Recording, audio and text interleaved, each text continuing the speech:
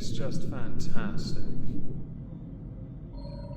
Hello everyone, welcome to the Halls of Injustice. Today we welcome inmate number 192 to the ISO cubes. Inmate number 192's full name and title would be Corporal Sam Evans. The corporal part though is, for the sake of it, going to be completely discarded in favour of just Sam Evans or inmate number 192. I'm going to insert two disclaimers. The first is a trigger warning for those who might be a bit sensitive to very heinous crimes, and the crime committed by Sam Evans is heinous. The second, he was actually sentenced in April of last year, which does raise the obvious question of how did you miss this by, well, close to a year at this point? The answer is quite simple really. I had actually forgotten about it. I have an entire tab of crimes and people I'm keeping an eye on, and I forgot to keep up to date with Sam Evans. My apologies for that. As is the nature of crimes though, we are quite fortuitous in that we are able to cover crimes later on, regardless of what they have done and regardless of the relevancy of it.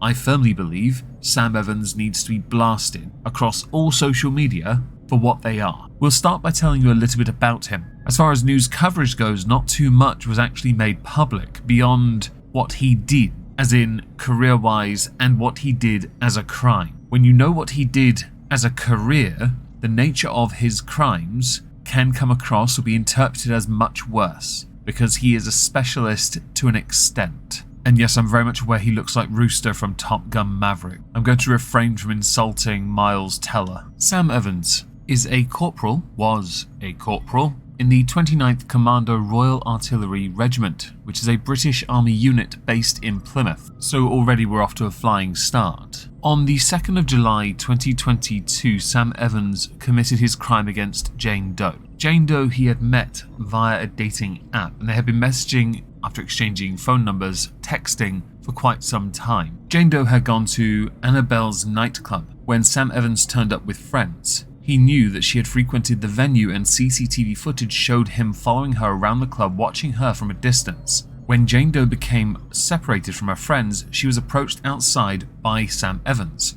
who had called a taxi. He wanted to go home. She insisted on going to a North Hill bar to meet her friends. At some point during that evening, her phone went missing. The phone did later on turn up near his home in Devonport, Plymouth, where they had also gone. She lived 4 miles away. When they took the taxi to go home, he had gotten out of the taxi at a garage, a short walk from his flat. The reason why was so both could use the cash point. Sam Evans, though, paid the driver and told him to leave. This is when Jane Doe had realised her phone had gone missing. There was CCTV footage that has done its rounds showing Jane Doe, very unsteady on her feet, being led by Sam Evans to his home. He did live at that point with someone. Jane Doe had, for a time, refused to actually meet up with him in person, preferring the online and messaging aspect of this building fledgling attempt of a relationship. Once they arrived at his home, he declared his love for her. She asked him to call her a taxi again. Instead though, he decided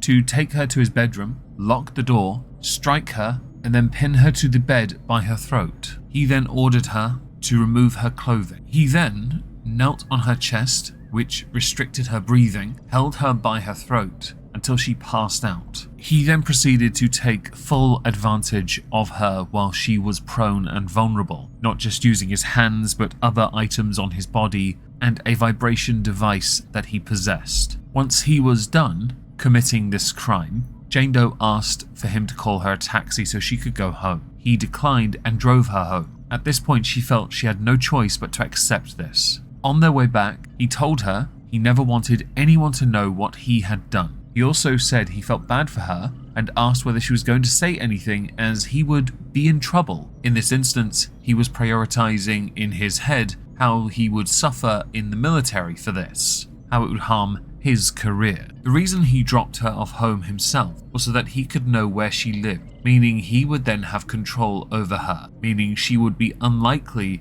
to go to the police. She'd be unlikely to seek help. He had control. Her mother noticed the facial injuries when she was dropped off home, but Jane Doe did not want to call the police out of fear that her attacker knew where she lived. On the same day, she went to the hospital because she was in extreme pain. While being examined and treated, she told the staff about the ordeal, who then called the police. She was treated for multiple injuries, including a concussion, a jaw injury, significant bruising to her chest, bruised arms and neck, and cuts and bruises to her mouth. 5 days later, while driving his van, Sam Evans was arrested under suspicion of RAPE. When he was interviewed by the police, he said that the pair had had sex but denied the charge, along with assault, or that his victim had said she wanted to go home beforehand. He admitted lightly choking her and did concede that he could have caused the throat injuries but had not meant to hurt her. He further admitted he is heavy-handed and could have made her lose consciousness for a period of time. In case it wasn't obvious enough, yes, he is attempting to downplay the severity of what he had done. What he had done came with 7 charges. 2 counts of RAPE, 3 counts of assault by penetration, 1 count of assault occasioning actual bodily harm, and 1 count of intentional strangulation. All charges in the United Kingdom carry significant prison terms. Someone may now speculate that perhaps his military connections might offer a form of protection for him. In the UK, that is not afforded, unless you're some kind of brigadier general, and even then, you're kinda flayed. When this went to trial, Sam Evans denied all 7 charges, so that is where we're now going to go.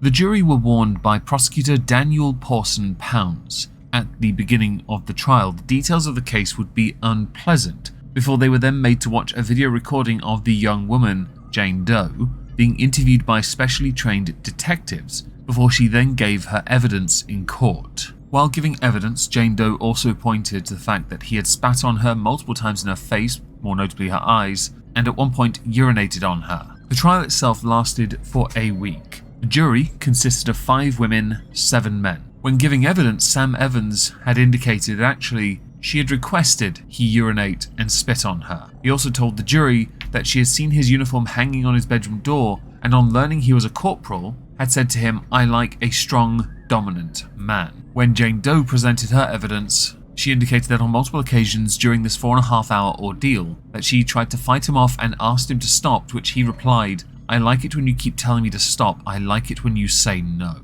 And that when he had choked her, she feared that Sam Evans was going to take it too far. "I honestly thought that even if he was not intentionally going to, he is accidentally going to unalive me in a minute." In an attempt to try and deflect from the accusations, those that sought to defend Sam Evans did so because they had worked with him in the military. For example, his defense barrister Michael Green questioned Katie Draylor. She had known him for 6 years, worked with him for 3 on a daily basis in the same workshop, and had been deployed together with the Royal Electrical and Mechanical Engineers, along with going on many social outings together, and that he was a virtuous man that never told a lie. A second character witness statement was read to the court from Lieutenant Cameron Trass, describing Evans as a close friend of whom he had the utmost respect, adding that he was respected by his peers up and down the chain of command, along with being recognised for integrity and honesty as well as emotional intelligence. One prevailing theme though throughout the entire week was that at no point could Sam Evans provide so much as one reason why these allegations